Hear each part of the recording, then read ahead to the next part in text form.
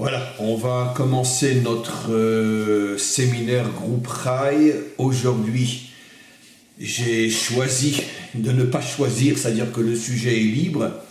Et donc, je vous invite dès maintenant à commencer à poser vos questions. Je vais moi-même commencer avec une question à laquelle je vais répondre. Et évidemment, vous pouvez par la suite poser des questions qui n'ont strictement rien à voir avec ma manière à moi de commencer le séminaire d'aujourd'hui. Je tiens juste à dire que cette première partie, ma propre question et ma réponse, je la couperai de l'ensemble du séminaire que nous avons aujourd'hui ensemble et je la montrerai sur cette première partie, je la montrerai sur le site parce que comme vous allez vous en rendre compte, c'est une notion très importante et qui doit absolument être diffusée à tous et à toutes et qui d'une certaine manière complète le cours que vous avez en ce moment sur le site où je lance un appel aux Juifs du monde entier de venir en Israël. Et je voudrais revenir sur cette notion en l'approfondissant précisément grâce à la dernière paracha du premier livre de la Torah. Nous sommes rentrés dans cette semaine dans la dernière paracha Vayechi, et on a un enseignement absolument fabuleux qui confirme ce que j'ai expliqué dans le cours qui est en ce moment sur le site, le plus récent de tous les cours qui sont sur le site. Celui, encore une fois, où je demande à tous les Juifs de prendre conscience du danger inimaginable qui les attend s'ils continuent à rester en dehors de leur terre. Et j'explique. On voit que cette parcha commence par le mot Vayechi. Il a vécu. Il a vécu en Égypte, Yaakov. Vayechi Yaakov be'eretz Mitzrayim. Et nos maîtres s'étonnent et posent la question, qu'est-ce que signifie il a vécu en Égypte? C'est un homme qui a vécu 147 ans, il n'a pas vécu qu'en Égypte. Pourquoi dire Yaakov a vécu en Égypte, comme s'il n'avait vécu qu'en Égypte? Et nos maîtres répondent parce qu'il a vécu effectivement 17 ans en Égypte et ça a été les plus beaux, les plus extraordinaires jours de sa vie, années de sa vie, pardon. Il avait une quiétude, un bonheur, un bonheur absolument total d'être réuni avec ses 12 enfants, de voir d'une certaine manière la paix, l'entente entre Yosef et ses frères. Ils étaient, lui et sa famille, reçus comme des rois en Égypte. On leur avait donné la meilleure terre de l'Égypte. Ils prospéraient sur le plan matériel, sur le plan spirituel aussi, puisque on les laissait absolument vivre leur attachement à Dieu exactement comme ils le voulaient, bien qu'ils étaient sur une terre idolâtre, mais Pharaon respectait énormément Yosef et avait permis à Yosef et à sa famille de continuer à servir Dieu tel que eux le comprenaient. Donc une réussite, un bonheur total sur le plan matériel et total sur le plan spirituel. Et donc c'est la raison, expliquent nos maîtres, pour laquelle il est dit Vayechi Yaakov, il a vécu Yaakov 17 ans en Égypte, comme pour dire sur les 147 années de sa vie, il n'a eu véritablement que 17 ans de bonheur total, tant sur le plan de la réussite matérielle que sur le plan de la réussite morale et spirituelle. Et effectivement, on sait que Yaakov, déjà dans le ventre de sa mère, se disputait avec Esav. Il a toute sa vie dû combattre ses plus grands ennemis, d'abord Esav, après Lavan. Pendant des années, après il est revenu, sa fille a été violée, Dina, et il a traversé constamment des épreuves. Revenu en Israël, c'est la vente de Yosef. Pendant des années, il vit dans une tristesse, dans un désespoir inimaginable. Et finalement, 130 ans de sa vie, comme il le dira lui-même dans la paracha de la semaine dernière, quand il se retrouve devant Pharaon, il lui dit, voilà, j'ai 130 ans, mais toute ma vie n'a été qu'une suite de catastrophes. Et à ce moment-là commencent les 17 dernières années de sa vie, et là, il va atteindre un bonheur absolument extraordinaire. C'est ça le sens de « il a vécu ». C'est seulement pendant 17 ans en Égypte qu'il a vraiment vécu. Or, il y a apparemment une contradiction inimaginable avec ce que nous sommes en train de dire au nom de nos maîtres. C'est que nos maîtres nous font remarquer que cette paracha, c'est-à-dire la dernière paracha du premier livre de la Torah, est stouma. Stouma, elle est fermée. Ça veut dire que, bon, je vais l'expliquer de manière très rapide sans entrer dans les détails. Chaque paracha se termine, il y a un espace pour commencer la paracha d'après, pour montrer qu'on rentre dans une nouvelle paracha. Or là, cette paracha n'est pas écrite après quelques lignes de séparation entre l'ancienne, elle commence tout de suite après l'ancienne, après celle donc de Shabbat dernier, sans laisser d'espace. Ce qu'on appelle, elle est fermée, il n'y a pas d'espace ouvert qui permet de comprendre qu'on passe d'une paracha à une autre. Et nos maîtres demandent pourquoi cette paracha est stouma, pourquoi la dernière est stouma. Parce que nos maîtres expliquent, à partir du moment, comme dans cette paracha on parle aussi de la mort de Yaakov, à partir du moment où Yaakov est mort, à ce moment-là l'exil a commencé. Et donc l'exil, c'est la fermeture de la conscience, c'est la fermeture des yeux, c'est la fermeture de la vie, c'est le début des souffrances qui t'enferme dans un désespoir intérieur qui est représenté par cette fermeture-là. Et c'est ce qu'on voit donc, ce que nous disent nos maîtres, c'est que, encore une fois, d'un côté, c'est ça la contradiction absolument inimaginable, d'un côté, on voit que Yaakov a une vie extraordinaire, lui et toute sa famille en Égypte, une réussite fabuleuse, et d'un autre côté, la paracha commence en étant fermée comme pour nous dire que finalement ce bonheur incroyable ne va pas durer longtemps, il ne va durer que 17 ans, car tout de suite après la mort de Yaakov va commencer l'exil. C'est ce qu'on verra la semaine prochaine, pas cette semaine, la semaine d'après, dans la première paracha du deuxième livre, que s'est levé un nouveau roi qui ne connaissait pas Yosef et qui a commencé à faire des décrets et à apporter des souffrances inimaginables au peuple juif. Qu'est-ce que nos maîtres veulent nous faire comprendre? Ils veulent nous faire comprendre un principe fondamental qui n'a strictement aucune exception dans l'histoire. À chaque fois que les Juifs s'installent en exil et ont une réussite à la fois matérielle et spirituelle, c'est-à-dire que sur le plan matériel, ils gagnent bien leur vie. Sur le plan spirituel, on leur laisse pratiquer leur judaïsme et ils peuvent se promener dans la rue avec une kippa sur la tête et ils peuvent se montrer, s'affirmer en tant que juifs.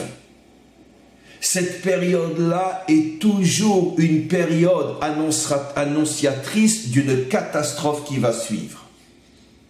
Et c'est exactement ce message incroyable que la Torah nous transmet ici. En même temps, elle nous dit que Yaakov et sa famille ont atteint un niveau de bonheur inimaginable au point que Yaakov dit « Sur 147 ans de vie, je n'ai vécu réellement un bonheur intense que 17 ans en exil. » Et au même moment, puisque c'est au début de la paracha qu'on nous dit « Vaïeri », il a vécu dans un bonheur immense. Et c'est au début de cette paracha qu'on nous montre qu'elle est fermée, comme pour nous dire, mais attention, dans 17 ans, les catastrophes vont commencer. Quel est le message?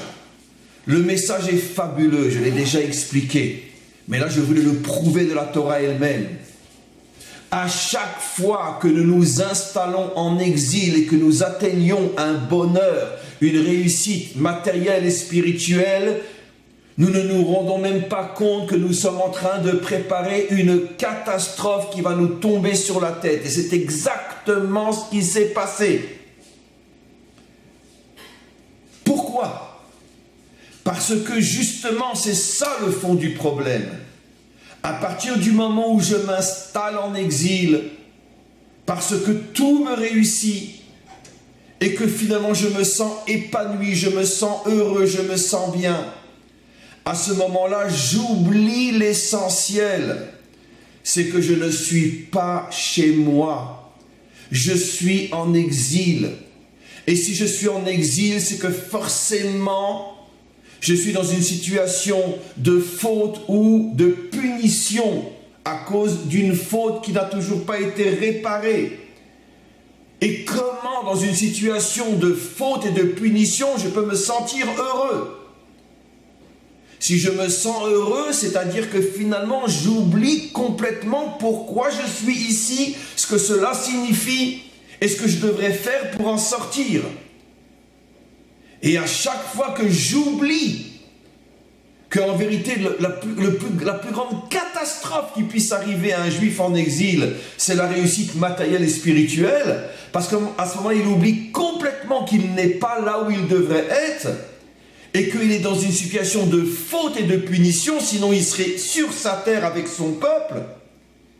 Dès qu'il oublie ça, Hachem est obligé de lui envoyer une catastrophe pour lui rappeler, mais hey, où tu te crois? Où tu te crois? T'es américain, toi? Parce que tu vis à Miami ou à Los Angeles? T'es parisien, toi? Parce que tu vis dans le 17e, dans le 16e ou à Neuilly?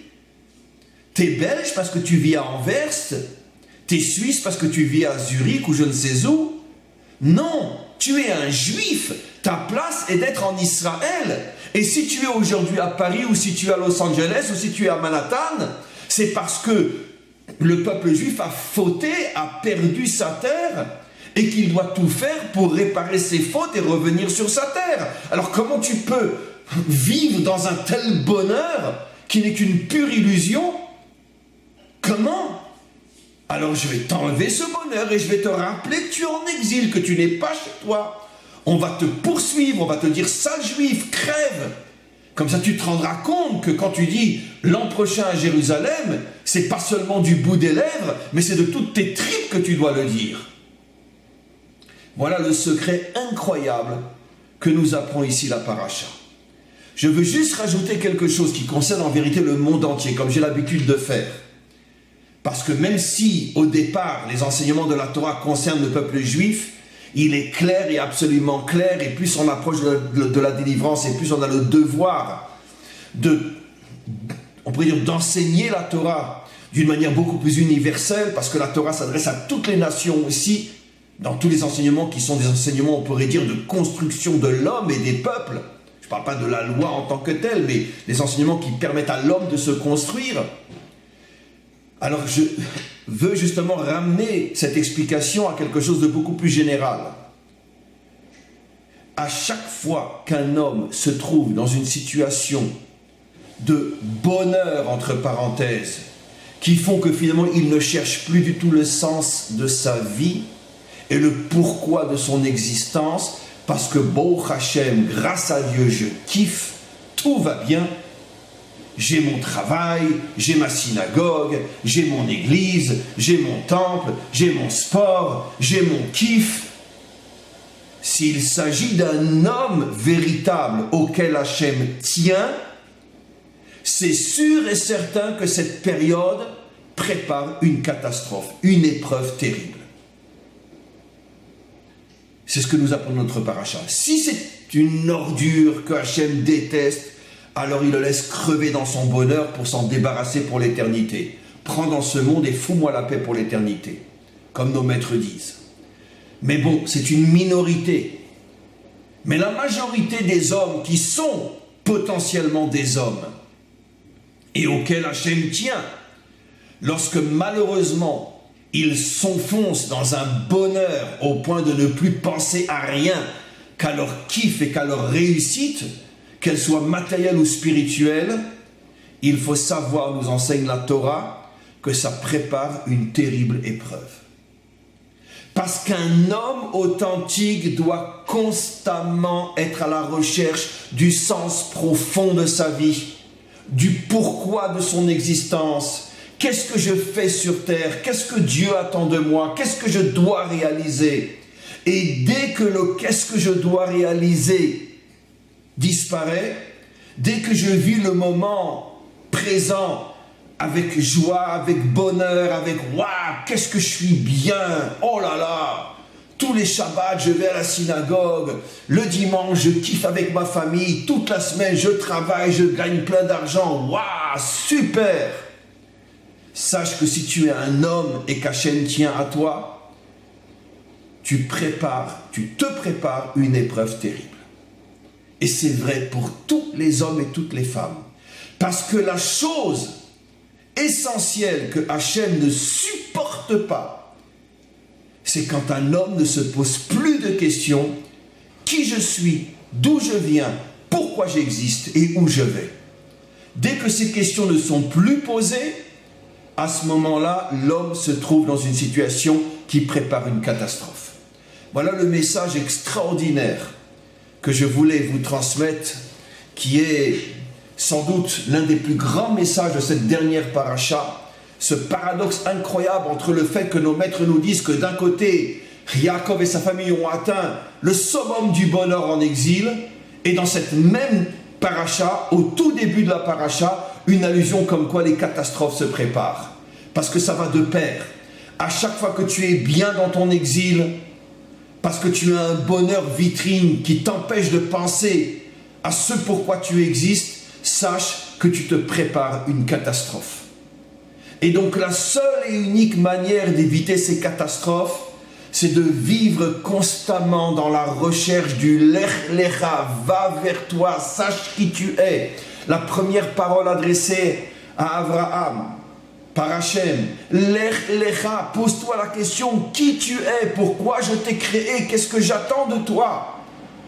Et ne te laisse pas piéger par la réussite matérielle, ni même par la réussite spirituelle.